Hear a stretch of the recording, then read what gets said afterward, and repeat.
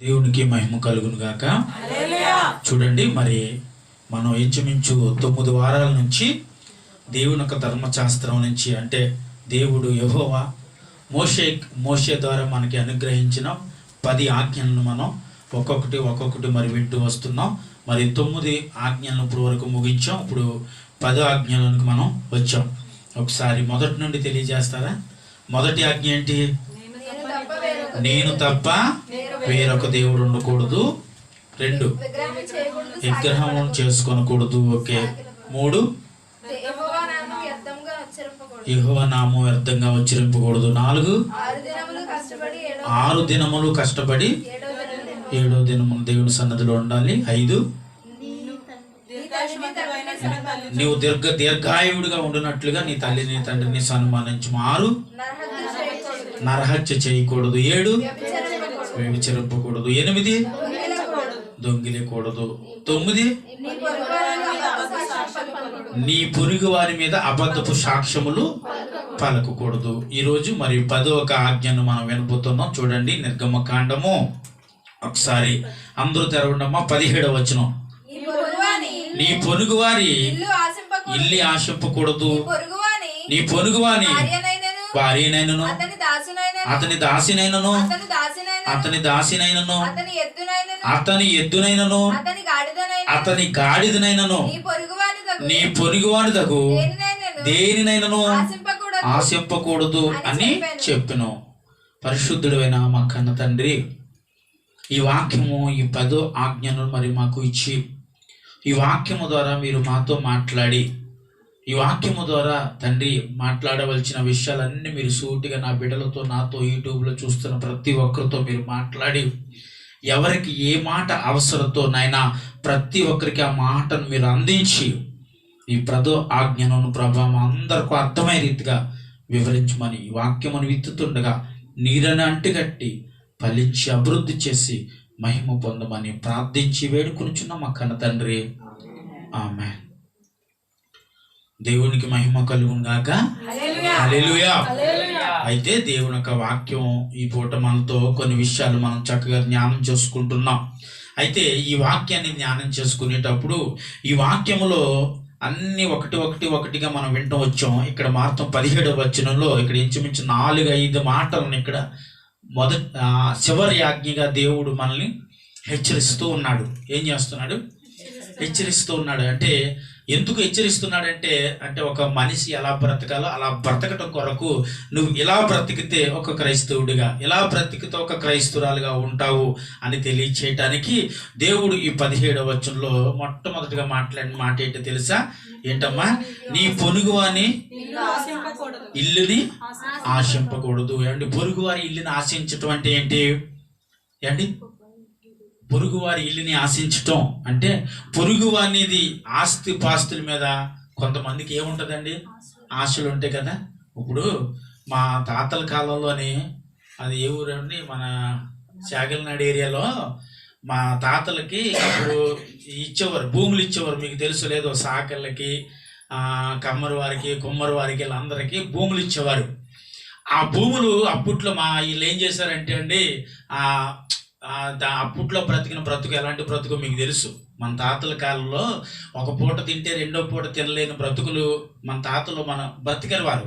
పాపం అంతగా ఎందుకు అలా బ్రతికారంటే, ఇప్పుడు ఎంతమంది పిల్లలు ఉంటున్నారు? 1 లేదా 2. అప్పుడు ఎంతమంది ఉండేవారండి? 10 మంది, 13 మంది, 14 మంది. మా తాతలు వారికి ఎంతమంది అంటే వారు 90. అప్పుడు అంతమంది సంతానాన్ని వారు పోషించడానికి చాలా ఇబ్బంది పడేవారు. ఇప్పుడు మీరే ఒకరిద్దరిని పోషించితే, మీరే ఇప్పుడు 2-3 చదివించితే, లేకపోతే వాళ్ళిద్దరు ఆ స్కూల్ ఏదైనా ఒక పూట మీ ఇంటి దగ్గర ఉంటే ఎంత గొడవండి. మీరేమంటారు? అయ్యగారు ప్రార్థన చేయండి, పిల్లలు ఏం చేస్తున్నారు? అల్లరి చేస్తున్నారు కదండి అంటున్నారు లేదు అప్పుడు. మరి అప్పుడు 9 మంది 13 మంది పిల్లల కన్నా వాళ్ళ తల్లిదండ్రులు ఏమని ఉంటారంటారు? మీరు అనాలి, ఏమండి మన పిల్లల్లాగా ఉండేవారు కాదండి అప్పుడు పిల్లలు కదండి.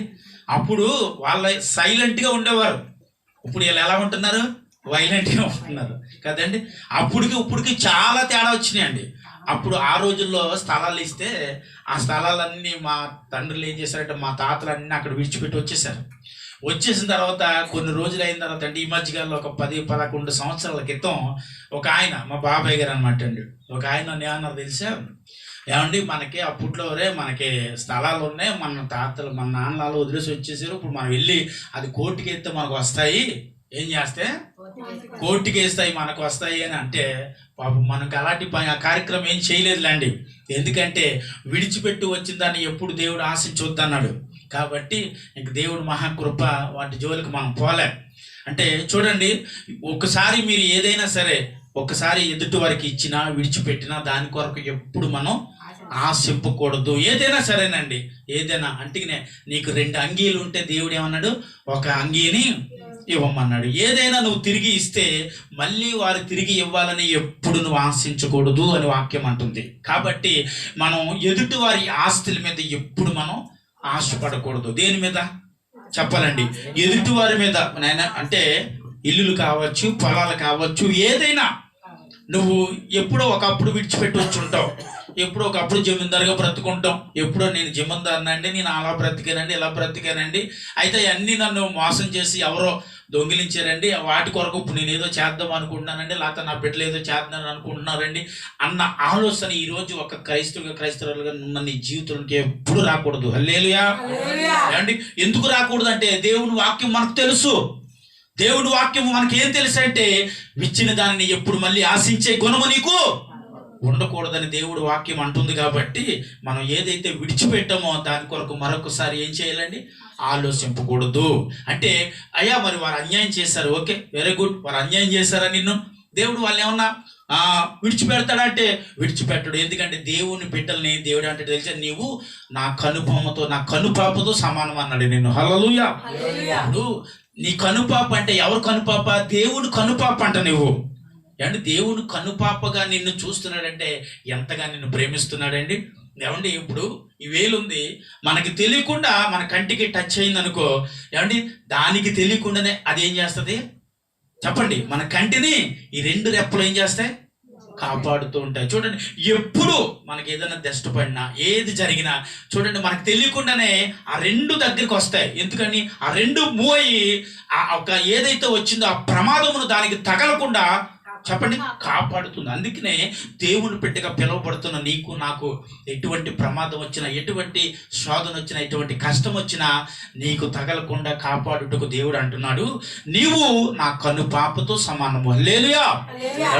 దేవుడికి నువ్వు కనుపాపగా ఉన్నావంటే ఎంత ధన్యత అంటారు నీది నాది రోజు, అవునంటారా కాదా? ఏమండి మనము చాలా ధన్యులమండి.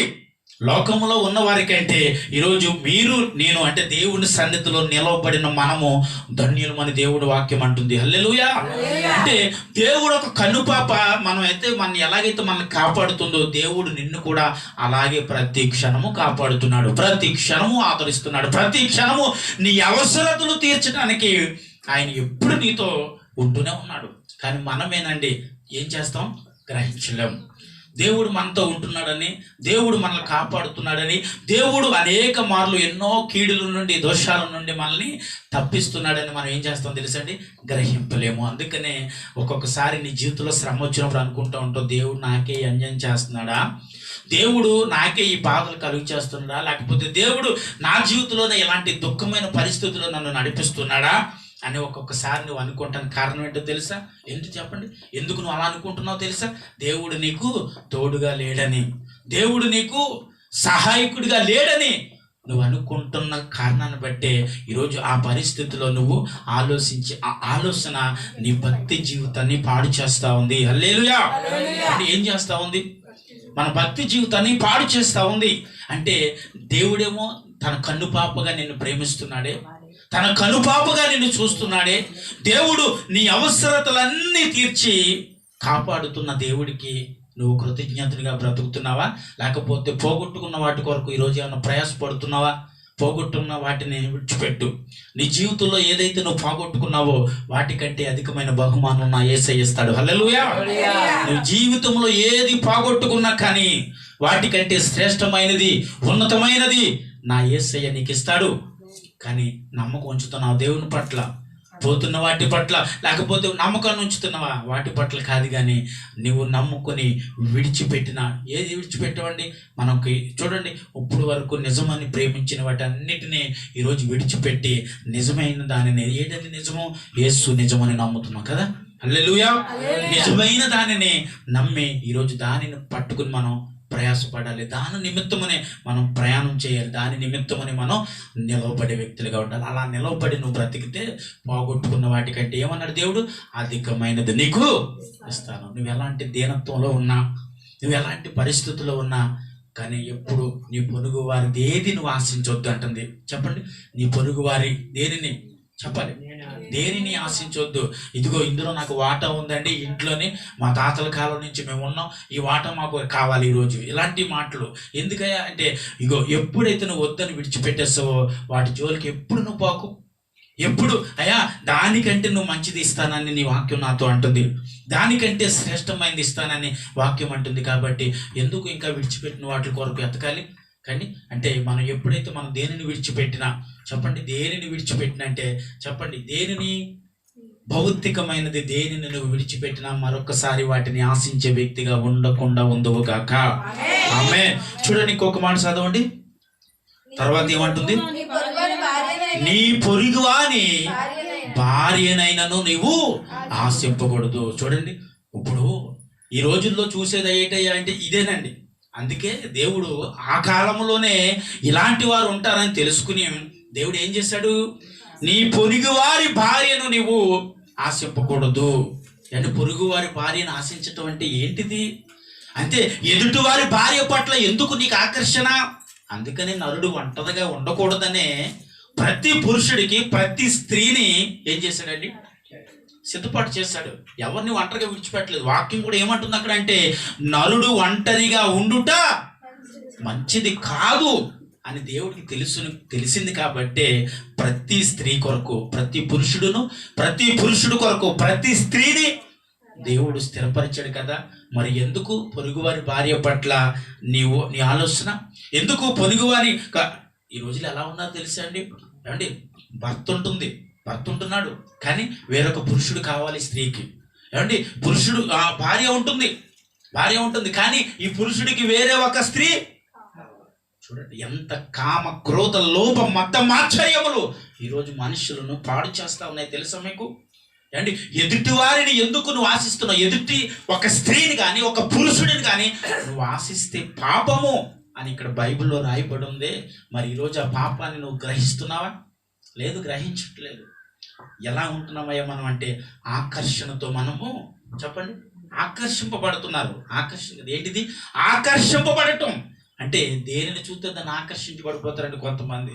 అండి, ఈ రోజుల్లో పెళ్ళైన స్త్రీలు కూడా ఇలా ప్రవర్తించేవారు లేరంటే ఉన్నారండి.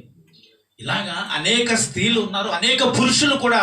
ఈరోజు ఈ వాక్యాన్ని వింటున్న నీ బ్రతుకును ఒక్కసారి మార్చుకోవడానికి ఈరోజు ప్రయత్నం చేయి. ఈరోజు ఎదుటి పురుషుడి మీద నీకేమైనా ఆలోచన తప్పుగా ఉందా? దాన్ని మార్చుకో. లేకపోతే ఎదుటి స్త్రీ మీద నీ ఆలోచన బాగోలేదా?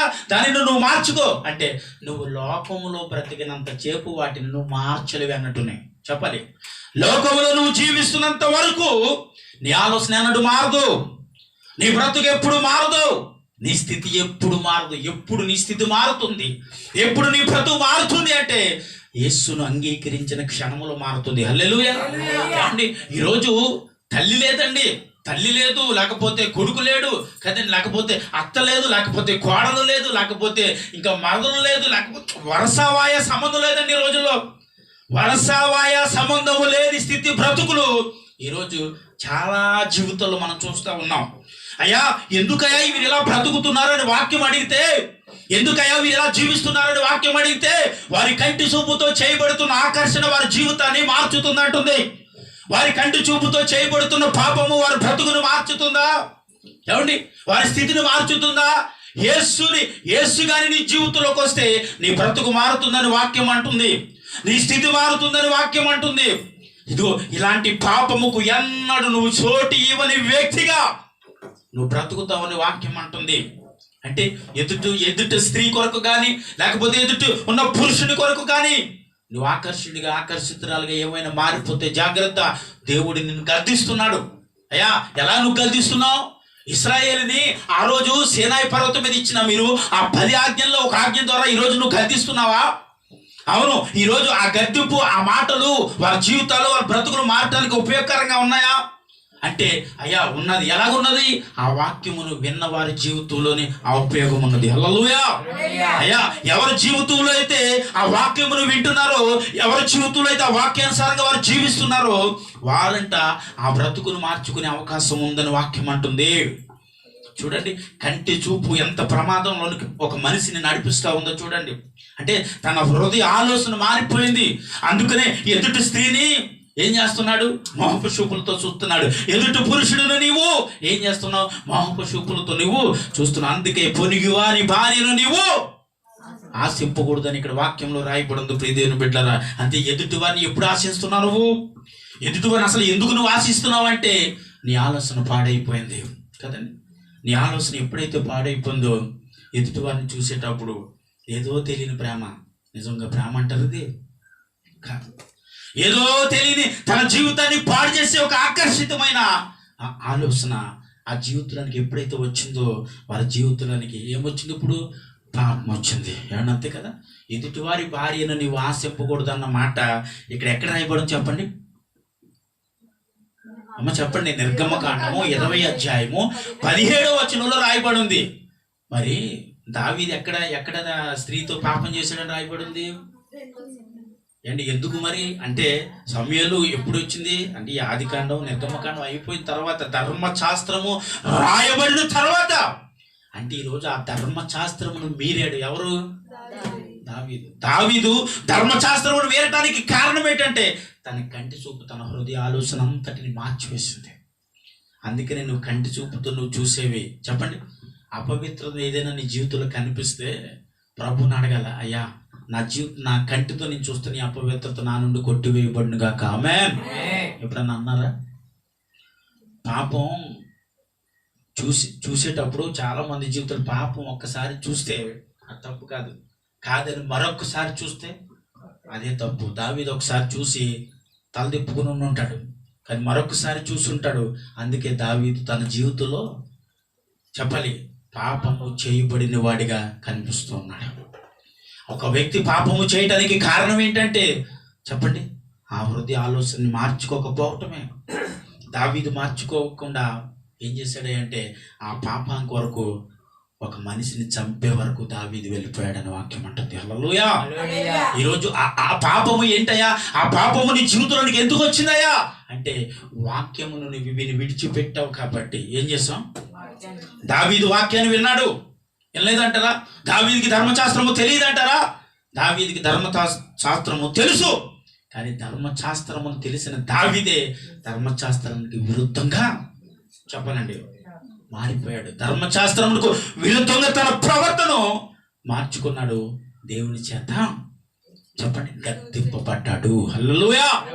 అని దేవుడి చేత గద్దింపబడే పరిస్థితి నీ జీవితంలోనికి ఎప్పుడు వస్తుందంటే దేవుడిచ్చిన మాటలు నువ్వు మీరినప్పుడు. దేవుడిచ్చిన మాటను, దేవుడిచ్చిన ఆ ఒక ఏదైతే ఆలోచన ఉందో ఆ ఆలోచనను మీరినప్పుడు దేవుడి చేత మనము గద్దింపబడతాం. అందుకనే జ్ఞాపకం చేసుకోండి, దేవుడి వాక్యము అంటే ఇదిగో నీ పొరుగు వారి భార్యను నీవు ఆశింపకూడదు. ఎప్పుడు ఎదుటి స్త్రీని చూసినా, ఎదుటి పురుషుని చూసినా ఆశ కలిగిన కళ్ళతో, ఆశ కలిగిన హృదయంతో చూడొద్దు. ఎందుకంటే వారిని నువ్వు ఆశింపవద్దు అంటుంది. ఆశించటం ఏంటంటే అది నాకు కావాలని కోరుకోవటం. ఏది కావాలని కోరుకోవాలి చెప్పండి? ఇప్పుడు ఆ పాపాన్ని కోరుకోవద్దు అన్నాడు అంటే ఏది కావాలని కోరుకోవాలి? నువ్వు పాపాన్ని దూరం చేసే దేవుడు కావాలని కోరుకోవాలి. హల్లెలూయా. చెప్పండి, పాపాన్ని దూరం చేసే దేవుడు కావాలని కోరుకుంటే పాపం నీలోనికి పోతుంది. పాపం నీలోంచి పరిశుద్ధపరిచే దేవుడు నీలోనికి చెప్పాలి. అందరూ కూడా చెప్పాలి, ఇలా పెట్టుకుని చెప్పాలి. పాపమును దేవుడు తీస్తాడు, ఆ పాపాన్ని తీసిన దేవుడు నా హృదయంలో ఉంటాడు. హల్లెలూయా.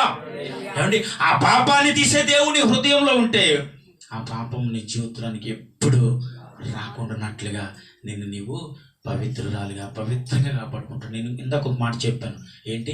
పాపాన్ని చెప్పండి, పాపాన్ని చూసి దాన్ని విడిచిపెట్టి వెళ్ళిపోయిన వాడే ధన్యుడు కదండి. అలాగే ఉంది బైబిల్లో. పాపాన్ని చూసి విడిచిపెట్టిన వాడు ధన్యుడు, పాపాన్ని చూసి హత్తుకున్నవాడు చెప్పండి శపించబడిన వాడు పాపాత్ముడు అని బైబిల్ అంటుంది. అందుకే కదండి యేసేపుని మనం ఎన్నిసార్లు జ్ఞానం చేసుకున్నా, ఎన్నిసార్లు నువ్వు తెలుసుకుంటున్నా ఆ ధన్యత వేరు. ఏంటయ్యా అదంటే, దావీదు చూసి పాపం చేశాడు, మరి యేసేపు చెప్పండి, యేసేపు తనకి సమీపంగా ఉన్న యేసేపును ఆ స్త్రీ ఎంతగా బలవంతకారం చేసినా కనీసం వస్త్రాలను కూడా విడిచిపెట్టి చెప్పండి పొత్తేపరు భార్యను విడిచిపెట్టి యేసేపు మారిపోయాడు కదండి. అంటే యేసేపు నీతిమంతుడా? ఇప్పుడు యేసేపు ఎక్కడున్నాడు? యేసేపు ఎక్కడున్నాడు అంటే అది కదండి. యేసేపు ఎక్కడున్నా అంటే ఆది కాండంలో ఉన్నాడు కదా. యేసేపు ఆది కాండంలో మనం చూస్తున్నాం. ఆది కాండంలో చూసేటప్పుడు ఆది కాండంలో ఆజ్ఞలు ఉన్నాయా? ఈ 10 ఆజ్ఞలను చెప్పాలి, లేవు కదండి. మరి ఎందుకు పాపాన్ని దూరపరుచుకున్నాడు యేసేపు తన జీవితంలోని అంటే, ఆ రోజుల్లో దేవుడు వారితో మాట్లాడి స్వయంగా వారికి ఆజ్ఞలు ఇచ్చాడు. దేవుడికి స్తోత్రం చేద్దాం. హల్లెలూయా. ఆజ్ఞలు లేనప్పుడు దేవుడే స్వయంగా వారితో మాట్లాడి వారు ఎలా బ్రతకాలో, వాక్యానుసారంగా ఎలా జీవించాలో తెలియటం కోసం ఆ రోజుల్లో ఆ ప్రవర్తనతో వారితో దేవుడు మాట్లాడాడు.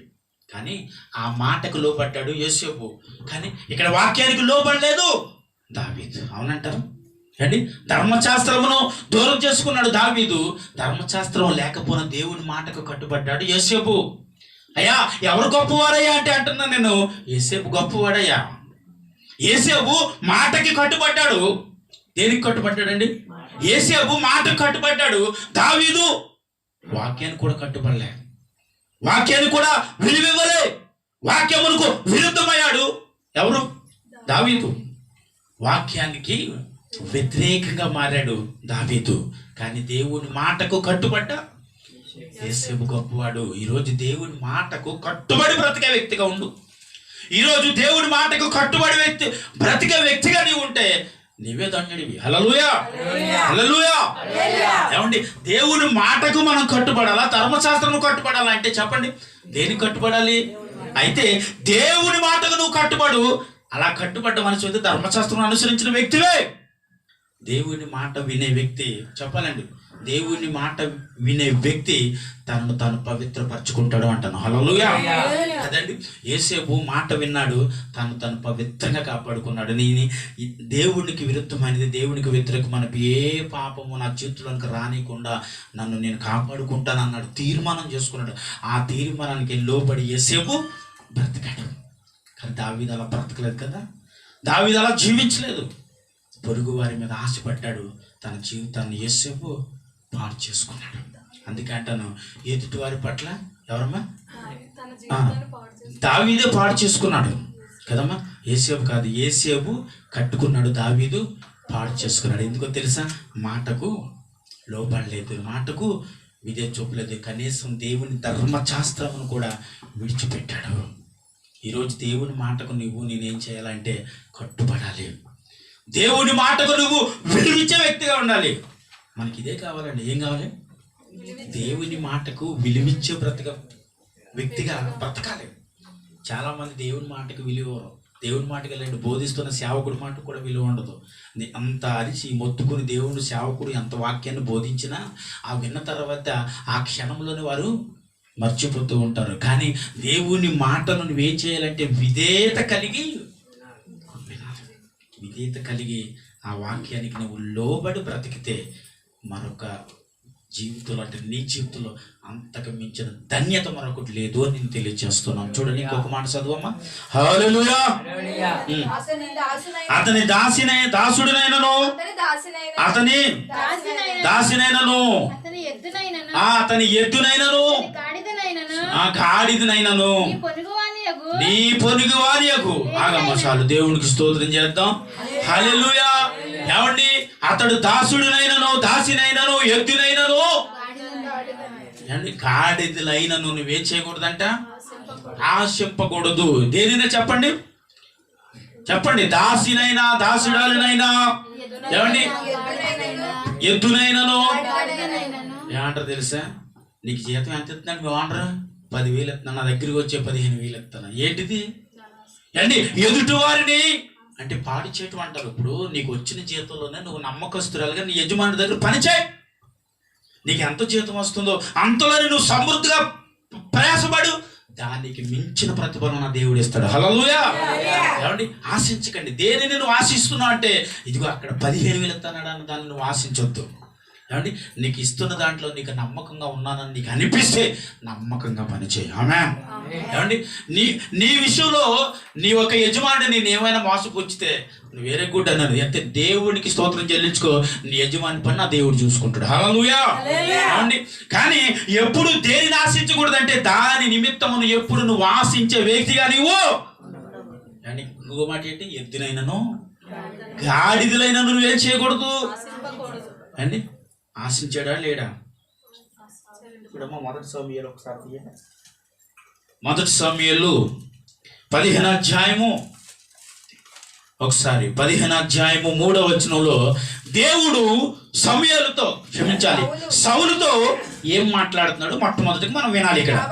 కాబట్టి నీవు పోయి ఏంటంట చెప్పాలండి, కనికరింపక అమాలేకీలను హతము చేయము, స్త్రీలనేమి పురుషులనేమి బాలునేమి పసి పిల్లలనేమి ఎద్దులనేమి గొర్రెలనేమి ఒంటెలనేమి గర్దబొమ్మలు అంటే గాడిదలంట అన్నిటినీ ఏం చేసి అమ్మా అందరూ స్వరమెత్తి చెప్పాలి. ఏం చేసి? హతము చేసి దానికి కలిగినదంతయు చెప్పాలమ్మా. ఏం చేసి? బొత్తిగా పాడు చేసి అమాలేకీలను నిర్మూలము చేయమని ఎవరు చెప్పారండి? ఎవరు చెప్పారంట? దేవుడు చలవిస్తున్నాడు. ఏమని చలవిస్తున్నాడు తెలుసా? ఇదిగో సౌలా, నువ్వు ఎవరి మీదకి యుద్ధానికి? అమాలేకీల మీదకి యుద్ధానికి వెళ్తున్నావు కాబట్టి, ఆ దేశం మీదకి యుద్ధానికి వెళ్తున్నావు కాబట్టి నువ్వు ఎవరిని నువ్వు కనికరింపవద్దు. ఎందుకో తెలుసా? వారు ఎవరయ్యా అంటే వారు నీ శత్రువు కాబట్టి వారందరి పని నీకు అధికారం ఇచ్చాను. ఇప్పుడు నువ్వేం చేయాలి తెలుసా? ఎవరిని కనికరింపక, స్త్రీలను కానీ పురుషులను కానీ ఎవరి బాలుని కానీ పసి పిల్లలు సైతమును నువ్వెవరిని ఏం చేయకూడదు చెప్పండి? కనికరింపక వారందరినీ హతము. అక్కడ ఇంకా రాశాడు ఏంటో తెలుసా? ఎద్దులనంట గాడిదలనంట ఇవన్నిటినీ హతము చేసి నువ్వు చెప్పు. మళ్ళీ ఇశ్రాయేలు దేశానికి తిరిగిరా. ఏమండి? బయలుదేరాడు, వెళ్ళిపోయాడు, యుద్ధం చేశాడు. యుద్ధంలో చెప్పినట్లుగా వారందరినీ హతము చేశాడు. కానీ చివరిగా మాట అన్నాడు కదా దేవుడు. ఏమన్నాడు? ఎద్దులనైనను చెప్పండి, చదవండి ఒకసారి. ఎద్దులనైనను గాడిదలైనను గొర్రెలనైనను అండి. అయితే వీటన్నిటిని ఏం చేయమన్నాడు ఇప్పుడు? అమ్మా అంతలా ఆలోచించక్కర్లేదు. ఏం చేయమన్నాడు అంటే రాగుండిపోకూడదు, చెప్పాలి. ఏమని చదువుతున్నారుగా? హతము చేయమని చెప్పాడు. ఇప్పుడు సౌలు వెళ్ళి యుద్ధం చేసిన తర్వాత ఏం జరిగిందో మళ్ళీ మనం తెలుసుకోవాలి. ఇప్పుడు చూడండి ఒకసారి 9వ వచనం చదువమ్మా. 9వ వచనం. సౌలును కూడి అడుగడుగును ఏంటంటే కొవ్విన గొర్రె పిల్లలను ఏంటంట మొదలైన వాటిలోవి మంచి వాటిని నిర్మూలము చేయక ఏం చేశాడండి? పనికిరాని హింస పశువులన్నిటినీ. ఓకే, చాలా అమ్మ దేవుని స్తోత్రం. ఎంత కష్టపడుతున్నారో వాక్యం చదవటానికి. దేవుడు మిమ్మల్ని దీవించాక. ఆమేన్. హల్లెలూయా. ఏమండి?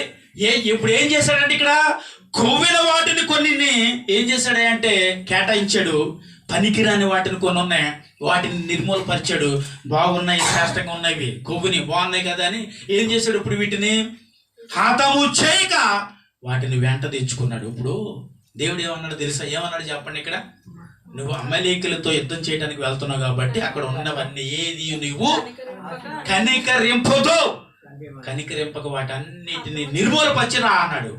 సౌలు ఏం చేశాడు? ఇప్పుడు అందరినీ చంపేశాడు. పాపం దేవుడు చెప్పినట్టు బాగానే చేశాడు. అయ్యో బాగానే ఉంది కదా అని అనుకుంటే ఇక్కడికి వచ్చేసరికి కొవ్విన వాటిని కొద్దిగా కేటాయించి పక్కన పెట్టుకుని పనికిరాని ఒకటి ఉన్నాయి, వాటిని ఏం చేశాడు? అంత నిర్మూలన చేశాడు. జాగ్రత్తగా తిరిగి వచ్చేసాడు. వచ్చేసిన తర్వాత ఇప్పుడు ఈ విషయం దేవుడికి ఎలా తెలిసిందండి? తెలీదా? దేవుడు చూడ్డా ఏంటి? చాలా మంది ఎలాగ అనుకుంటారండి, దేవుడు చూసేటట్టు మనం చేసింది. దేవుడు చూస్తున్నాడు, జాగ్రత్త. ఆయన కనులు నీ పట్ల ఉన్నవి, జాగ్రత్త. నువ్వు ఏది చేస్తున్నా నా యేసయ్య ఎప్పుడు చూస్తాడు. హల్లెలూయా. ఏం చేశాడంటండి? నీవు చేస్తున్నది నా యేసయ్య చూస్తున్నాడు. నువ్వు ఏదైతే, ఇదిగో నేను ఏది దేవుడు చూడట్లేదని నువ్వు అనుకుంటున్నావేమో, కానీ దేవుడు వాటిని చూస్తున్నాడు. ఇప్పుడు ఇక్కడ సౌలు చేసిన వాటిని దేవుడు చూశాడు. వాటిని చూశాడు. ఎవరితో మాట్లాడాడు? సమూయేలు దగ్గరికి వెళ్ళి మాట్లాడాడు. సమూయేలు దగ్గరికి వెళ్ళి సౌలు చేసిన కథ అంతా ఎవరికి చెప్పాడండి? చెప్పాలి. సమూయేలుతో దేవుడు మాట్లాడాడు. ఏమండి, సౌలు చేసిన ఆ పనిని బట్టి దేవుడు సమూయేలు దేవుడు సౌలు ఏమన్నాడు తెలుసా? చూడమ్మా, 26 వచ్చిన ఒకసారి చదువు. అదే అధ్యాయము 26 వచ్చిన. అమ్మ, అందుకు సమూయేలు ఎలా చెప్పినావు? నీతో కూడా ఏంటమ్మా? ఓకే, నీవు యెహోవా ఆజ్ఞను విసర్జించితివి కనుక ఇశ్రాయేలు మీద రాజుగా ఉండకుండా ఏం చేశాడండి? చెప్పాలి. ఇప్పుడు ఈ ఇశ్రాయేలు మీద నీకున్న అధికారాన్ని, ఈ ఇశ్రాయేలు పరిపాలించే అధికారాన్ని ఈ రోజు నుంచి నా దేవుడైన యెహోవా ఏం చేశాడు? తీసేస్తున్నాడు. ఎందుకో తెలుసా? నీవేం చేసావు? నా దేవుడైన యెహోవాను, ఆయన ఆజ్ఞను నువ్వు విసర్జించావు, నా దేవుడు నిన్ను విసర్జించాడు. హల్లెలూయా. చెప్పాలండి, ఏం చేశాడంట? ఇప్పుడు సౌలు ఏం చేశాడంట? అమ్మా, సౌలు ఏమన్నాడు? 26 వచ్చిన ఒకసారి చదువమ్మా. అందుకు సమూయేలు, అది వదిలేసి కింద చిన్న మ్యాటర్ ఉంటుంది, చదవనా? వెళ్ళిపోవాలని తిరుగుగా కాదమ్మా, అక్కడే చదవండి తల్లి, దయచేసి. ఫస్ట్ నుంచి చదవండి, మీకు దన్నా. అది నాకు అది కావాలి. యెహోవా ఆజ్ఞను ఏం చేశాడు చెప్పండి? నువ్వు యెహోవా ఆజ్ఞను విసర్జించావు, నా దేవుడు నిన్ను విసర్జించాడు. హల్లెలూయా. కింద చదువు. ఇప్పుడు వెళ్ళిపోవాలని తిరుగుగా సౌలు అతని దుప్పటి చెంగు పట్టుకొని, అమ్మా నువ్వు ఎక్కడ ఆపు? అక్కడి నుంచి రండి. గనుక ఇశ్రాయేలు మీద రాజుగా ఉండకుండా యెహోవా నిన్ను విసర్జించును. అంతేనమ్మా? చాలు తల్లి, దేవునికి స్తోత్రం చెప్పండి. హల్లెలూయా. ఏమండి, ఇక్కడ దేవుడినేమో, దేవుడు ఆజ్ఞను ఎవరు విసర్జించారు? సౌలు విసర్జించాడు. దేవుడు ఆజ్ఞను విసర్జించిన సౌలుని దేవుడు విసర్జించాడు. హల్లెలూయా. అర్థమైందమ్మా? అమ్మ, కింద నుంచి రండి అంటే అక్కడి నుంచి కాదు, ఎక్కడ ఆగారు అక్కడి నుంచి రమ్మని అర్థం. దేవుడికి స్తోత్రం. హల్లెలూయా. అంటే దేవుడి మాటలను మనం విసర్జించే వ్యక్తులుగా మనం బ్రతికితే దేవుడు మనల్ని విసర్జిస్తాడండి. దేవుడు ఆజ్ఞను ఇక్కడ సౌలు విసర్జించాడు, ఇక్కడ దేవుడు సౌలునే చెప్పాలి. అందరూ చెప్పండి, అందరూ తెరండి. దేవుడు సౌలుని ఏం చేశాడండి? విసర్జించాడు. ఎందుకు విసర్జించాడు మీకు అర్థమైంది కదా? అంటే దేవుడు మాటను మనం తప్పితే దేవుడు మనకి ఇచ్చిన వాగ్దానాలు తప్పుతాడు. హల్లెలూయా. ఎందుకంటే దేవుడు తప్పువాడు కాదు, కానీ ఒక విషయం తెలుసా? మన ప్రవర్తన బాగోలేనందున ఆ వాగ్దానములు ఏమవుతాయి? దూరం అవుతాయి అంతే. కానీ దేవుడు మాట ఇచ్చినవాడు నమ్మదగినవాడు కాబట్టి నీ జీవితంలో తను ఇచ్చిన వాగ్దానం నెరవేరుతుంది. ఆమేన్. హల్లెలూయా. అంటే చూడండి, ఇప్పుడు మనం ఏం చేయాలి అంటే దేవుని ఆజ్ఞను విసర్జించకుండా, ఆయన మాటను విసర్జించడం అంటే అయ్యా నువ్వు ఇలా బ్రతకన్నప్పుడు అలా బ్రతకటాన్ని ఏమంటాం? అలా బ్రతకకుండా తప్పినవాడు ఏమంటాం? అండి? ఆ మాటను విసర్జించి బ్రతకటం అంటాం. అయ్యా దేవుడు అన్నాడు నువ్వు త్రాగుడు తాగకూడదయ్యా నువ్వు అని అన్నావు అనుకోండి, అలాగేనండి అని విన్నాడు, మళ్ళీ ఏం చేశాడు అంటే ఏంటయ్యా వీడు బ్రతుకంటే విసర్జించబడటానికి అండి దేవుడి చేత. అంటే దేవుడు మాటను విసర్జించాడు వీళ్ళు. అమ్మా, దేవుడు వాక్యం ఎలా సెలవిస్తుంది, నువ్వు ఇలా బ్రతకమని వాక్యం అంటుందంటే అలా కాకుండా మరోలా బ్రతుకుతే ఏమంటాం అంటే దీన్ని దేవుని మాటను మనం విసర్జించటం. చూసారా? ఇప్పుడు ఆ రోజుల్లో యెహోవా దేవుడు కాబట్టి ఏం చేశాడండి? వారిని విసర్జించి సౌలును. కానీ ఈరోజు యేసయ్య నిన్ను విసర్జించాడా? ఈరోజు యేసయ్య నిన్ను వదిలేశాడా? నువ్వు ఎన్ని తప్పు చేస్తున్నా నీ జీవితంలోనికి చేయను పాపం చేయను, ఏ దృష్టిలో నా జీవితంలో ఏ ఒక్క దోషములు రాకుండా బ్రతుకుతానయ్యా అని అనేక సార్లు తీర్మానం చేసుకుని ఎన్నోసార్లు నువ్వు తప్పు చేసి పాపం చేసిన దేవుడు ఒక్కరోజు నిన్ను శిక్షించాడా? లేదండి. ఒక్కరోజైనా నిన్ను నా ప్రభు గద్దించాడా? లేదు. ఇంకా ఏంటో తెలుసు, ఆయన నిన్ను బతుమాలుతూనే ఉంటాడు ఎప్పటికప్పుడు. నీ బ్రతుకు మార్చుకోమని, నీ ఆలోచన మార్చుకోవాలి, నీ తలాంతులు మార్చుకోవాలని దేవుడు అనేక మార్లు నిన్ను ఏం చేస్తున్నాడండి? ఆ రోజు దేవుడు విసర్జించినట్టుగా ఈరోజు క్రీస్తు కూడా నిన్ను విసర్జించి ఉంటే ఈరోజు మనం ఇంకా సజీవులుగా ఉండం. మనం సజీవులుగా ఉండటానికి ఆయన మరణం పొందటం, మనం సజీవులుగా నిలవపడటానికి కారణం. అంటే ఇప్పుడు నీ పాపం ఏమైంది? నీ పాపం ఎవరి ద్వారా పోయిందంటే నేను నమ్ముకున్నా నా యేసయ్య ద్వారా. హల్లెలూయా అమ్మ చెప్పండి, నేను నమ్ముకున్నా నా యేసయ్య ద్వారా. అంటే నేను నమ్మిన నా యేసయ్య నాలో ఉన్న పాపాన్ని అంతటిని ఏం చేశాడండి? దేని ద్వారా తీశాడు? తన అమూల్యమైన రక్తము ద్వారా. హల్లెలూయా. తన అమూల్యమైన రక్తము ద్వారా నిన్ను నన్ను కడిగి శుద్ధి చేసి మన అందరిని కూడా ఏం చేశాడండి? చెప్పాలి, క్షమించాడు. మనకు క్షమాపణ ఇచ్చిన దేవుడు కదండి. అంటే ఈరోజు నువ్వు ఇంకా ఇలా బ్రతకటానికి కారణం ఏంటి అంటే యేసు క్రీస్తు ప్రభువు నువ్వు చెప్పగలగాలి. హల్లెలూయా. ఆ రోజుల్లో లాగా నువ్వు ఈరోజు దేవుడి చేత విసర్జించబడే వ్యక్తిగా అయితే ఈరోజు ఇంక ఈ ప్రపంచం ఎంతమంది జన సమూహంతో ఉండుండేదే కాదండి. అందుకని వీళ్ళందరూ ఇంకా ఇంత పాపము, ఇంకా అనేక పాపాలు నీ జీవితంలో చేస్తావు. నువ్వు ప్రభువులు తీసుకుంటావు, పాపం చేస్తావు, దేవుడి సన్నిధికి వస్తావు, పాపం చేస్తావు, తప్పు చేస్తావు, అన్నీ చేస్తావు. అన్నీ ఏ తప్పు మానకుండా నువ్వు ఆ తప్పులోనే బ్రతుకుతావు. కానీ దేవుడి కార్యం ఏదన్నా మానతావంటే మళ్ళీ దేవుడు లేదు. ప్రభువుల్లో ఉంటామని, అన్నింటిలో ఉంటామని, దేవుడి సన్నిధిలో ఉంటామండి, వారం వారం చర్చి కూడా వస్తామండి. కానీ నీ బ్రతుకుని నువ్వు మార్చుకోకుండా ఇవన్నీ చేస్తే నీ బ్రతుకు, నీ విషయం తెలుసా? నువ్వు శాపము నుండి తప్పింపబడ్డావేమో కానీ నరకం నుంచి నువ్వు తప్పించుకోలేవు. అమ్మో దేవునికి స్తోత్రం. అంటే కరెక్టేనమ్మా, ఆవిడ అన్నది తప్పేం లేదు. ఆమెనంటే అవును. ఈరోజు ప్రతి ఒక్కరూ వారి పాపము నుంచి ఒకవేళ తప్పించబడ్డారేమో కానీ నరకం నుంచి మాత్రం వారు తప్పించుకోలేరండి. ఎందుకో తెలుసా? పాపము నుంచి నేను యేసయ్య విడిపించాడు, నరకం నుంచి ఆవిడ విడిపిస్తాడు. నరకం నుంచి విడిపించడానికి ఆయన పాపాన్ని ఆయన మీద ఊపడి. కానీ నువ్వేం చేస్తావంటే ఆ పాపాన్ని విడవకుండా వెంటాడుతూ నువ్వు ప్రయాణం చేస్తూనే ఉంటే ఇంకా చివరి సమయంలో ఏంటంట, నీకు రెండో మరణం ఉంది. కిందటి వారంలో మనం చదువుకున్నాం కదా. ఏంటి ఆ రెండవ మరణానికి కారణం ఏంటో తెలుసా? నీ ఆత్మ ఎక్కడికి వెళ్ళిపోతుందంట? అగ్నిలోనికి వెళ్ళిపోతుంది. అది రెండవ మరణం. మొదటి మరణం ఏంటి? శరీరాన్ని ఆత్మ విడిచిపెట్టి వెళ్ళిపోవటం. రెండో మరణం ఏంటి? నీ ఆత్మ అగ్నిలోని కాలిపోవటం కదండి. అంటే ఈరోజు నువ్వు లోకంలో ఎన్ని తప్పులు చేసినా నువ్వు తప్పించుకున్నాను, నేను బాగున్నాను అనుకుంటావేమో కానీ ఎక్కడి నుంచి తప్పించుకోలేము మనం? నరకం నుండి మాత్రం తప్పించుకోలేం.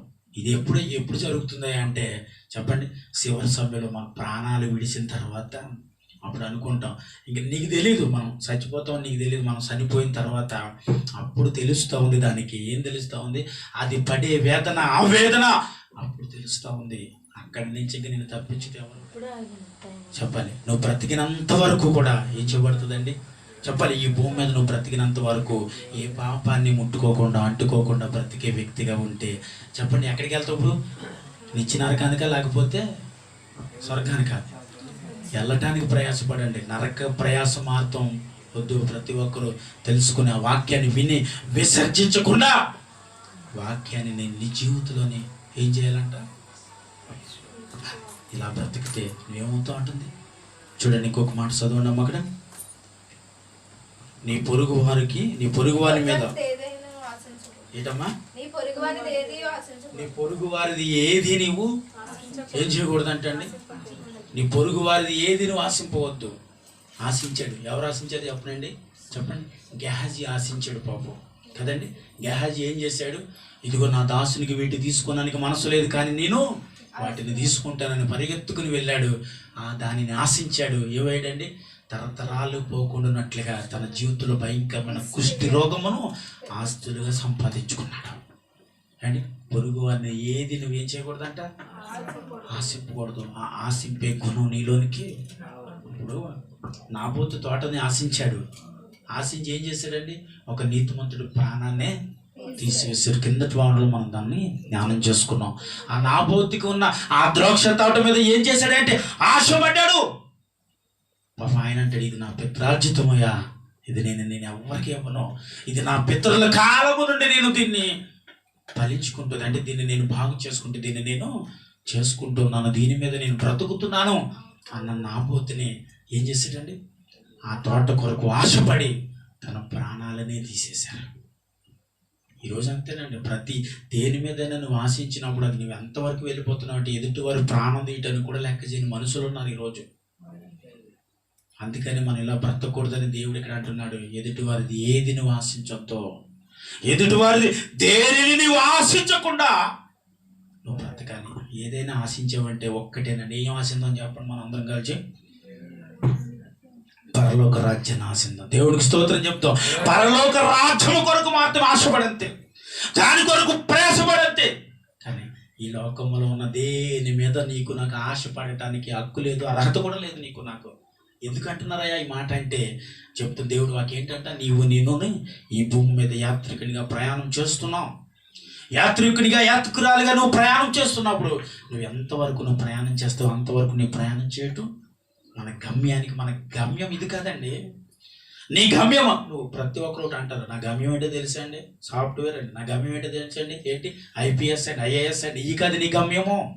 ఇవన్నీ భూమి మీద బ్రతికినంత కాలము నిన్ను బ్రతికించడానికి, నిన్ను పోషించడానికి ఉపయోగపడేవి. కానీ నీ గమ్యం ఏంటంటే క్రీస్తు రాజ్యము. ఆమేన్ చెప్పాలి. ఏంటి నీ గమ్యం? ఏంటి అంటే ఈ భూమి మీద బ్రతకటానికి ఇచ్చిన వాటిని మారుతావు నువ్వు. అదే నా గమ్యం, అదే నా జీవితం, అదే నా బ్రతుకని అనుకుంటున్నావు. జాగ్రత్త, అలా ఎప్పుడు అనుకోవద్దు. ఇవన్నీ కూడా ఎంతవరకు నీతో ఉంటాయంటే ఈ భూమి మీద నీ ప్రాణం ఉన్నంత వరకు ఇవి నీతో ఉంటాయి. ఆమేన్. ఏమన్నా అంతేనా కాదా? ఈ భూమి మీద నువ్వు ఎంత కాలం నువ్వు బ్రతుకుతావో అంతవరకు నిన్నువి పోషించడానికి మాత్రమే. అది కూడా నా యేసయ్య ఇచ్చినవే. లేకపోతే నిన్ను బట్టి, నీ బలాన్ని బట్టి, నీ చదువుని బట్టి, నీ జ్ఞానాన్ని బట్టి నీకు వచ్చేసిందని నువ్వు అనుకుంటున్నావేమో. దాన్ని బట్టి కాదు. దేన్ని బట్టి? యేసయ్య నిన్ను నమ్మి నీకు ఇచ్చాడు. నువ్వు బ్రతికినంత కాలము బ్రతకటం. తర్వాత ఆ మరణం వచ్చిన తర్వాత ఎక్కడికి వెళ్ళిపోతామండి? చెప్పాలి జోసఫ్, ఎక్కడికి? దేవుని రాజ్యానికి వెళ్ళాలి. దాని కొరకు మాత్రమే ఆశపడు, దాని కొరకు మాత్రమే ప్రయాసపడు, దాని కొరకు మాత్రమే నిన్ను నీవు సమర్పించు దేవుడికే. కాదని దేని కొరకు నిన్ను నువ్వు సమర్పించుకోక, అడ్డమైన వాటిని నువ్వు ఆశపడిపోక, అడ్డమైన వాటికి ఆకర్షితులుగా మారిపోకు. నేను ఒక యాత్రికుడిగా ప్రయాణం చేస్తున్నానయ్యా, ఒక యాత్రికురాలిగా ఈ భూమి మీద నేను బ్రతుకుతున్నానయ్యా. నా ప్రయాణాన్ని ముగించుకున్న తర్వాత నీ దగ్గరికి రావాలి. కాబట్టి ఆయన దగ్గరికి వెళ్ళాలంటే ఎలా ఉండాలి చెప్పండి? పవిత్రంగా పరిశుద్ధరాలుగా నువ్వు బ్రతికితేనే ఆయన దగ్గరికి నిన్ను చేర్చుకుంటాడు. కాదని ఈ భూమి మీద ఉన్న నీవు ఏమవుతావు? మలియముగా నువ్వు మారిపోతే దేవుని దగ్గరికి వెళ్ళి అర్హత కోల్పోతాం. ఏమండి? వచ్చేటప్పుడు బాగానే వచ్చాం. ఇప్పుడు గర్భంలోంచి ఆ బిడ్డ వచ్చేటప్పుడు ఎలా వచ్చింది? పవిత్రంగాను పరిశుద్ధంగా వచ్చింది. కానీ తన ఎదుగుదలను బట్టు, తన చుట్టూ ఉన్న ప్రకృతిని బట్టు ఆ ఎదిగేటప్పుడు ఏమవుతారు? వాళ్ళు పాడవుతారు కదండి. అంటే పాడైపోయిన తర్వాత తన తల్లిదండ్రులు ఏడుస్తున్నట్టుగా ఈ భూమి మీదకి వచ్చేటప్పుడు నువ్వు బాగానే పవిత్రంగా ఉన్నావు. మరి తిరిగి దేవుని రాజ్యానికి వెళ్ళేటప్పుడు మళ్ళీ నువ్వు పవిత్రంగా కాపాడుకుంటున్నావా? పవిత్రాలుగా బ్రతుకుతున్నావా? పవిత్రంగా నువ్వు జీవిస్తున్నావా? పవిత్రంగా క్రీస్తు కొరకే తన రాజ్యానికి వెళ్ళాలనే ఆశతో నువ్వు బ్రతుకుతున్నావా అని వాక్యం అడుగుతుంది. అందుకేనండి యాత్ర ప్రయాణం ముగించుకుని, అయ్యా మనం అంటాం చూడండి, అండి నా పుట్టినరోజు అండి, ఇవాళ నా పుట్టినరోజు అండి, నేను ఆనందంగా ఉండాలండి. ప్రార్థన చేయండి పాస్టర్ గారు. మీకు విషయం తెలుసా? ప్రతి పుట్టినరోజు నిన్ను మరణానికి దగ్గర చేస్తుందని మర్చిపోతే ఎప్పుడు కూడా ఏం చేస్తుంది? అవునంటారా కాదా? 1, 2, 3, 4, 5 సంవత్సరాలు అంటే ఇలా పెరుగుతూ అంటే 50 సంవత్సరాలు వచ్చేసినా కూడా పుట్టినరోజు చేసుకుంటాం. ఇంకేముంది చెప్పాలి? అంటే నీ సంవత్సరములు ఏమవుతున్నాయి? లెక్కింపబడుతున్నాయి. ఏమవుతున్నాయి? పెరుగుతున్నాయి. ఎక్కడికయ్యా? మరణానికి దగ్గర అవుతుంది. అందుకనే నేను అంటాను, పుట్టినరోజు చేసుకోవడానికి ఆశపడిపోతారు. ఏమొద్దు, వాటి కొరకు ఆశ పెట్టుకోవద్దు. ఎందుకో తెలుసా? ప్రతి పుట్టినరోజు దేవునికి దగ్గర చేస్తుందని నమ్మంతే. హల్లెలూయా చెప్పండి. ఇగో నీ ప్రతి పుట్టినరోజు దేవునికి సమీపంగా నిన్ను నడిపిస్తుంది అంతే. అదొక్కటి నువ్వు జ్ఞాపకం చేసుకో. పుట్టినరోజులతో డబ్బులు వేలకు ఖర్చు పెట్టేసి ఎందుకు నీకు కావాల్సినవన్నీ కొనేసుకుని ఆ పెద్ద హంగామాగా నువ్వు పుట్టినరోజు చేసేసుకుంటాం. ఈ పుట్టినరోజు ఏంటయ్యా అంటే దేవునికి నిన్ను చేరువ చేసేదని నమ్మి బ్రతకంతే. అంతేగాని నువ్వు ఏదో నీవు హెచ్చించుకోవడానికి నువ్వు ప్రయాసపడద్దు. నువ్వు యాత్రికురాలుగా బ్రతుకుతున్నావా, యాత్రికులుగా బ్రతుకుతున్నాను నువ్వు నమ్మితే దేవుడి రాజ్యం కొరకు మాత్రమే ఆశించే వ్యక్తిగా ఉందువు కాక. ఆమేన్. అంటే దేని కొరకు ఎదుగుతాం అంటే దేవుని రాజ్యం కొరకు ఎదుగుతాం. మారు మనసు పొందుదాం, రక్షింపబడతాం. మారు మనసు లేదా నీకు ఇంకానే? మారు మనసు పొందు. రక్షణ లేదా ఇంకా నీకు? రక్షణ పొందు. రక్షణ పొందకుండా, మారు మనసు పొందకుండా ఈ లోకంలో ప్రయాణం చేసి సడన్గా మనం చచ్చిపోకో దేవుని రాజ్యానికి వెళ్ళాం.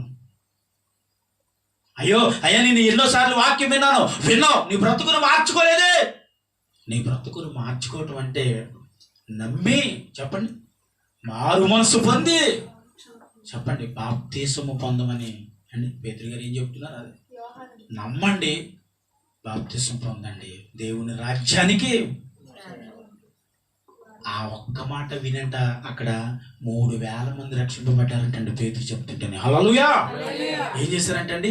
3,000 మంది ఆ ప్రసంగమును విని వెంటనే వారందరూ మారు మనసు పొందారంట, రక్షింపబడ్డారంటే వీరంతా ఎవరు బిడ్డలు ఈరోజు అంటే దేవుని రాజ్యం కొరకు ఎదురు చూసే బిడ్డలు అంటాను. వాక్యాన్ని వినుకుంటా వెళ్ళిపోతూ, వాక్యాన్ని అనుసరిస్తున్నానులే అని అనుకుంటూ నువ్వు వెళ్ళిపోతా ఉంటే, నువ్వు వాక్యాన్ని విని అనుసరించటం అంటే ఆయన మాటను వినటమే. బాప్తీసం కొరకు మాట్లాడినప్పుడు ఆయన మాటను విని ఆయన మారు మనసు పొంది ఆయన పట్ల రక్షింపబడ్డావు అనుకో, ఆయన ధర్మశాస్త్రమును నీవు అనుసరించే వ్యక్తివి. చూడండి ఈరోజు మరి ఇంకా ఈ రోజుతో ఈ 10 ఆజ్ఞలను ముగిస్తూ ఉన్నాం కదండి. ఇది చివరి ఆజ్ఞ ఈరోజు మనం వింటున్నాం. మొదటి నుండి 10 ఆజ్ఞలను ఈరోజు మనం జ్ఞానం చేసుకుంటున్నాం. ఈ 10వ ఆజ్ఞ ఎన్ని విధాలుగా నిన్ను మాట్లాడిందో నాకు తెలీదు, ఏ విధంగా నిన్ను ఆకర్షించిందో తెలీదు. కానీ నీ బ్రతుకును మాత్రం మార్చుకోవటానికి ప్రయాసపడు, దేవుని మాత్రం ఆశించడానికి ప్రయాసపడు. పరలోక రాజ్యం కొరకు చెప్పండి, పరలోక రాజ్యాన్ని కొరకు ప్రయాసపడే వ్యక్తిగా ఉందవు గాక. ఆమె మోకరించండి, ప్రార్థన చేసుకుందాం. కొద్ది మాటలు నా ప్రభు దీవించిన గాక.